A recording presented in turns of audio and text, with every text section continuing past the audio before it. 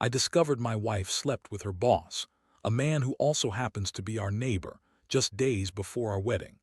Then I found out she also forged my signature on a legal deed to claim half of our $500, $0 house. Now she's suing me for full custody, and I can't tell if she's truly betrayed me or just playing a long game to take everything I have. I never thought I'd be the guy writing a story like this, but here I am. The thing is, I found out my wife Lisa has been sleeping with her boss, who also happens to be our neighbor, for months. And just days before our wedding, I stumbled onto this mess. That's not even the worst part.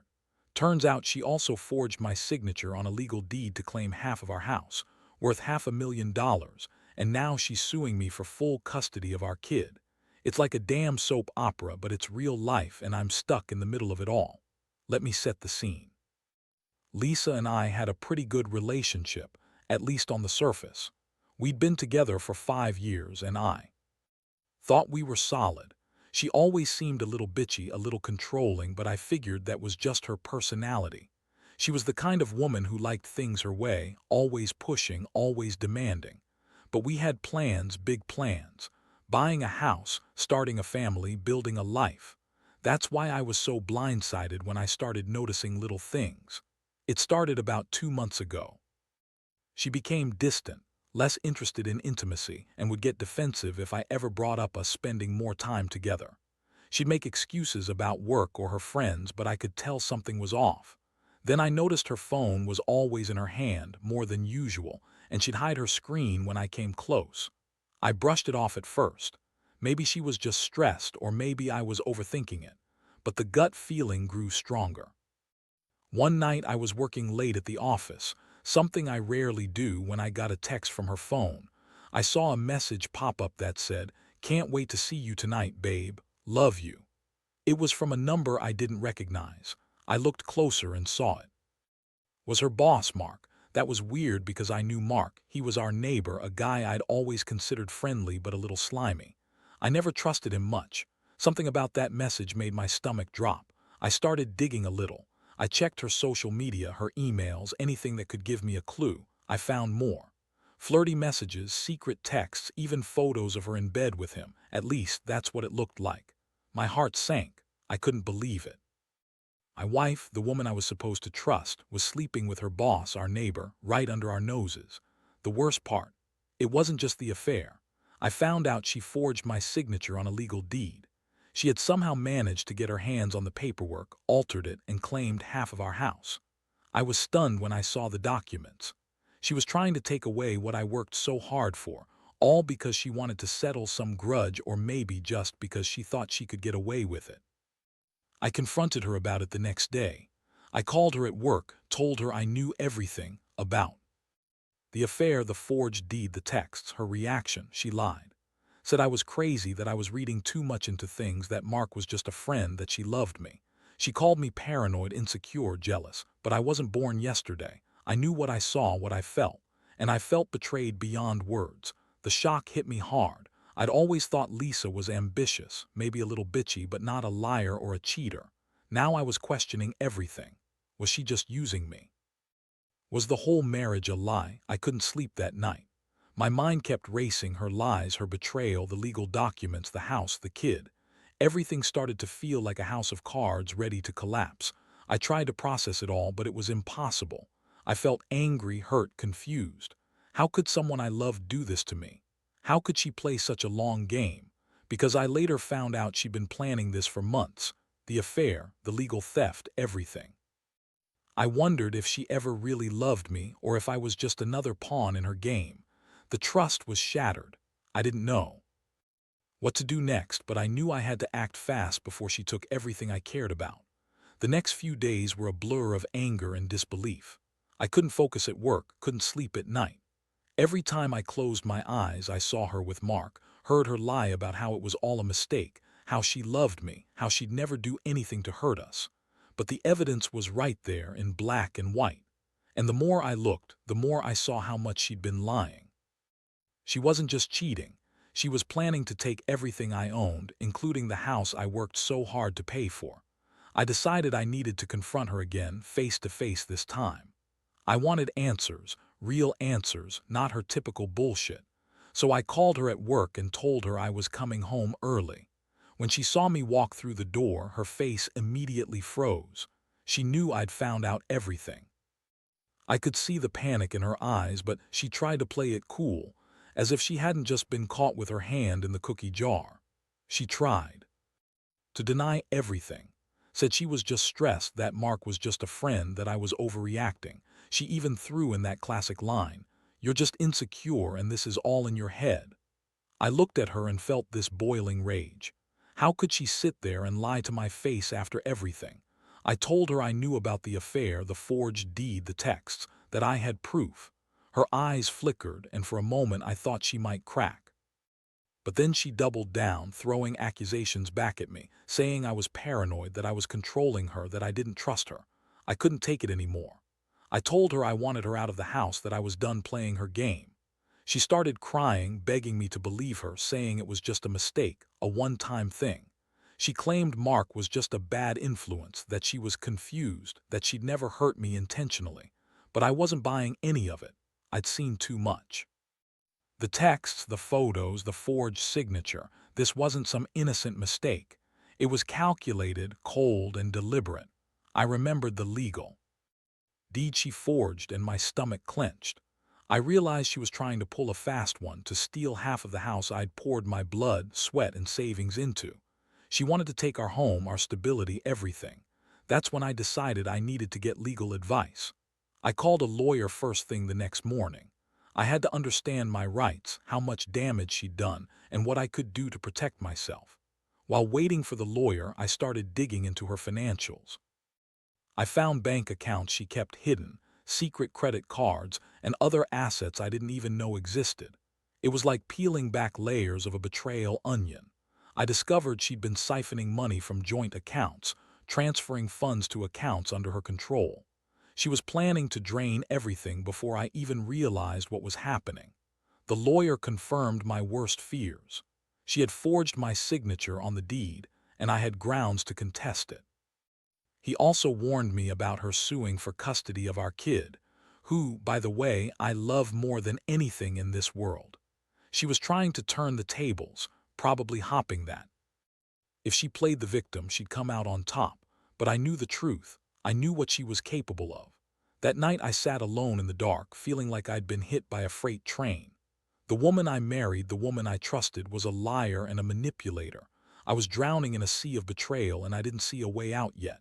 But I knew I had to fight for my house, for my kid, for my own sanity. I couldn't let her take everything without a fight, and honestly, I was furious. Furious at her, at Mark, at myself for trusting her so blindly. I wondered how I'd ever come back from this, or if I even wanted to. All I knew was I wasn't going down without a fight. Over the next week, everything changed. The moment I had legal counsel, I started to dig into her financials and her plans more aggressively. I hired a private investigator, not just to confirm the affair, but to uncover exactly how deep her lies went. It was a brutal process, sneaking around, reviewing her bank statements and watching her movements. I learned she'd been meeting Mark at our neighbor's house, sometimes late into the night, sometimes during the day when she thought I was at work. The pie confirmed they'd been sleeping together for months, right under my nose. Meanwhile, Lisa kept up her act. She was still trying to gaslight me. She'd call me paranoid, accuse me of spying on her, say I was overreacting. She'd cry, scream, call me jealous. But I could see through it now. Her lies were thin and her desperation was mounting. She knew I was onto her, and she was trying to cover her tracks. The legal fight over the house was heating up too. I discovered she'd forged my signature on that deed, and now she was claiming half of the property. I had to get an emergency injunction to freeze any transfers or sales until we could settle things in court. It was a mess, but I was determined to protect my investment. I also found out she'd been secretly transferring money to herself, probably to fund her new life with Mark or to cover her legal expenses. The amount was staggering. The worst part, my son, Jake, she's been using him as a pawn, telling him I didn't love him or that I was trying to take him away. That broke me. I loved that kid more than anything, and I couldn't stand the thought of her poisoning his mind. I knew I had to be careful, but I also knew I couldn't let her manipulate him forever. One day I caught her in a lie. She told me she was going to a friend's house, but I followed her discreetly. She went straight to Mark's house, our neighbor's house. I saw her walk in and I snapped a picture. That was the proof I needed. I confronted her that evening. When I showed her the photo, her face drained of color. She tried to deny it, saying it was just a coincidence that Mark was helping her with some work project. I told her I wasn't buying it anymore. I knew she was lying and I had the evidence. The confrontation turned nasty. She screamed, accused me of ruining her life, of being a jealous, paranoid husband. I told her I was done trusting her lies. I told her I'd call the police if she kept trying to manipulate the situation. I was tired of her games, tired of feeling like I was losing everything I'd worked for. I told her she needed to leave the house immediately, and if she wanted to see Jake, she'd have to go through the courts. That night she packed her bags and left, but not before throwing more accusations my way. She claimed I was trying to ruin her, that I was jealous and insecure, that she was the victim here. But I knew better. I knew she was a liar, a manipulator, and a cheater. I felt a strange mix of relief and anger. Relief that she was gone, at least temporarily, but anger that she tried to destroy everything I cared about: our home, my son, my reputation. The legal proceedings continued to drag on. She filed a lawsuit for full custody, claiming I was an unfit father because I supposedly abandoned her and Jake. She painted herself as the victim, trying to turn everyone against me. I had to gather all the evidence I could: texts, bank statements, the Pi's reports, to fight back.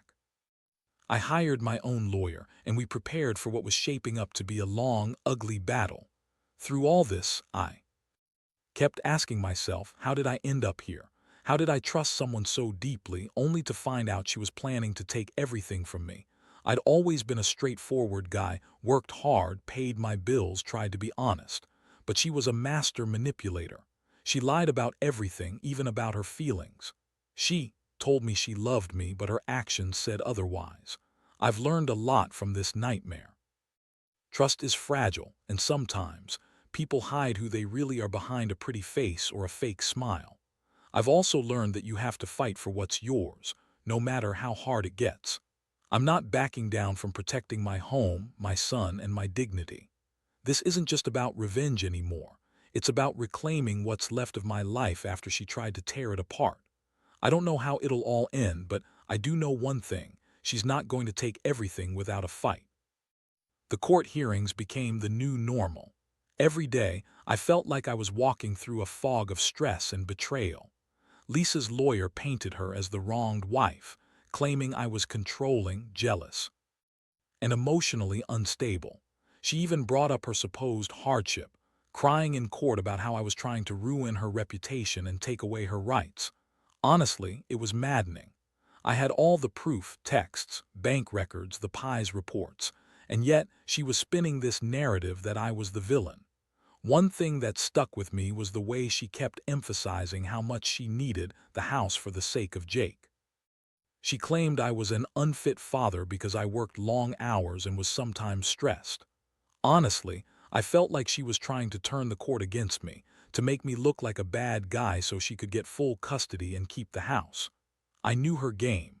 She wanted to control everything, including my son's life, and she'd stop at nothing. Meanwhile, I was trying to keep it together, but it was hard.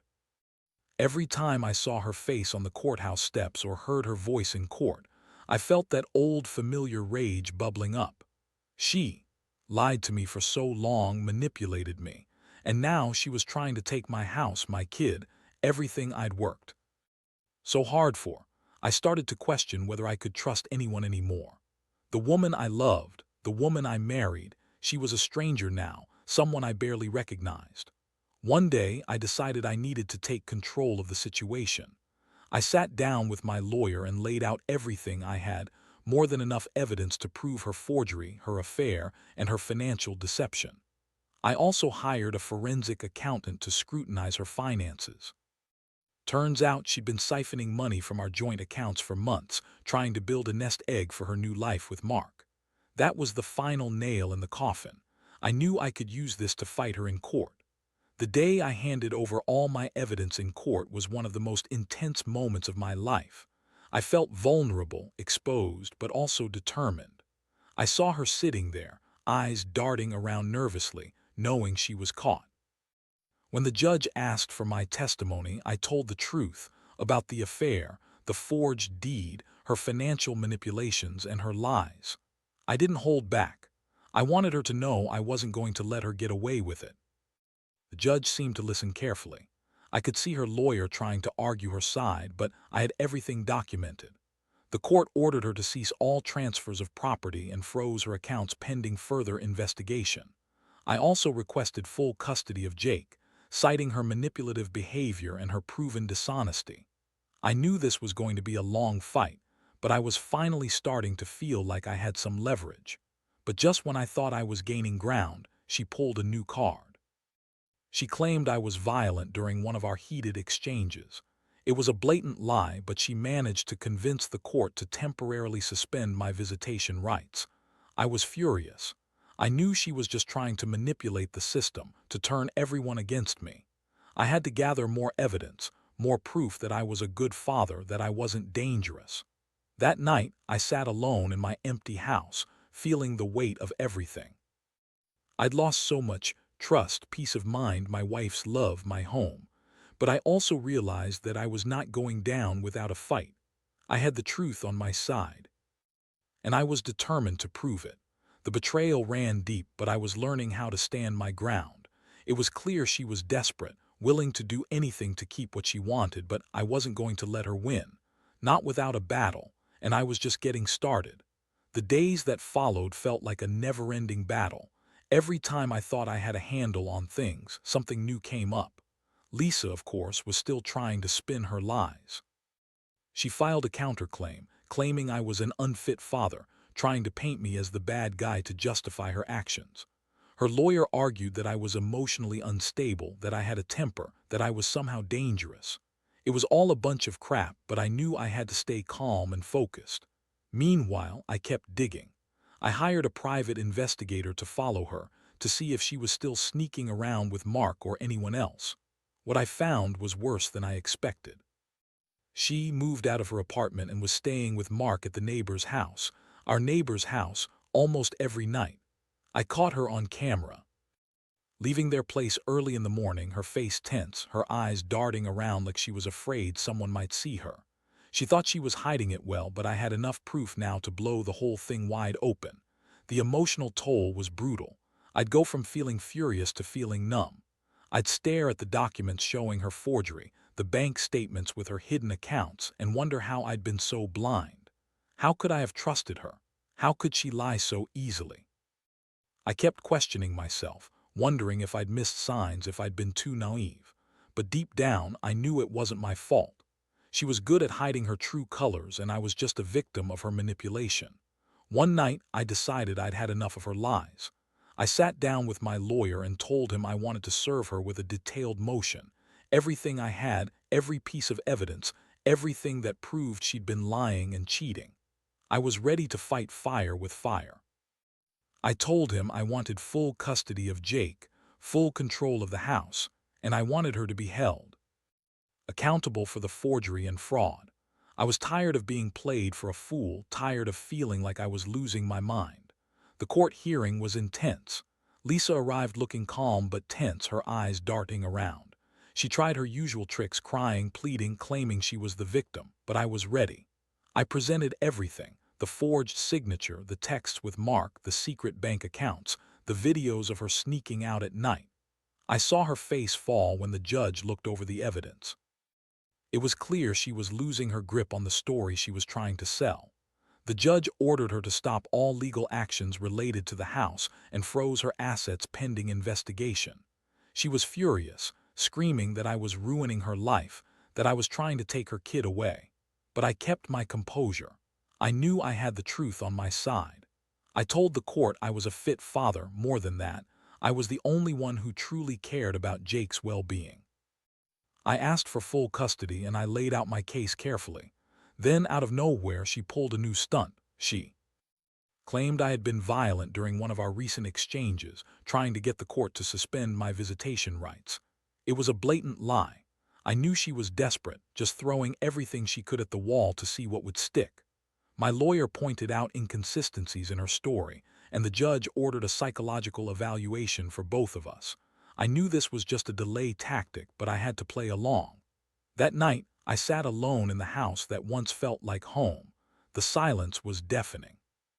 I felt drained, exhausted, betrayed. I'd lost my wife, my house, my peace of mind. But I also felt a strange sense of clarity.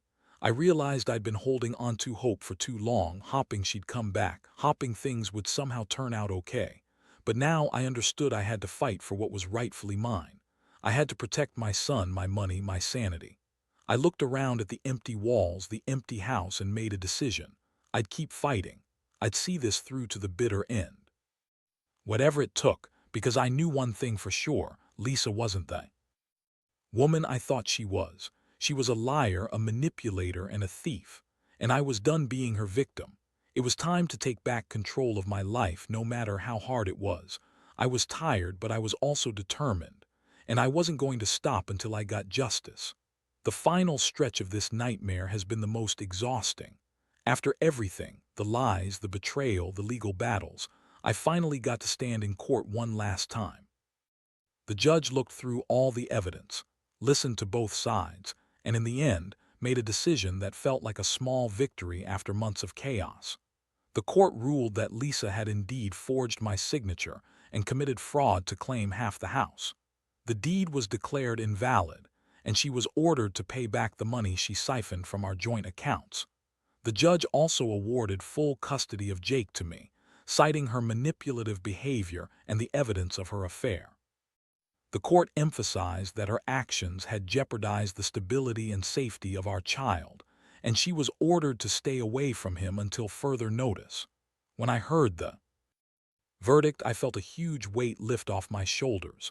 It wasn't just about the house or the money anymore. It was about reclaiming my life, my dignity, and my son's future. Lisa was furious, of course. She screamed and called me every name under the sun outside the courtroom. But I didn't care. I knew I'd fought for what was right. The aftermath has been a whirlwind. Lisa moved out of town, trying to start fresh somewhere else, but the damage was done. She's still trying to appeal the custody ruling, but I've got a good lawyer and I have the court's evidence against her.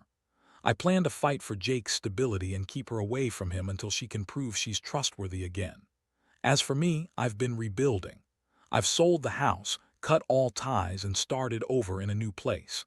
It's been tough, lonely at times, filled with anger and regret, but also a relief. I've learned that trust, once broken, is hard to repair, and sometimes you just have to walk away and start fresh. I've also learned that no matter how much you love someone, betrayal can cut so deep that it changes everything. Looking back, I realize I wasted a lot of time trying to hold on to a marriage that was already gone. I should have seen the signs earlier, but I was too blind or too hopeful. Now I see clearly. I see her for who she really was, a manipulator and a liar. And I see myself as someone who fought for what was right, who refused to let her destroy me. If there's one thing I want to tell anyone reading this, it's this: trust is fragile. Watch the signs. Don't ignore the red flags. And if you find yourself in a situation where someone's betrayal threatens everything you hold dear, fight for yourself and your kids. Don't let anyone take away what you've built with lies and deception. It's not easy, and it's never simple, but it's worth it. I don't know what the future holds now, but I do know I'm done with the past.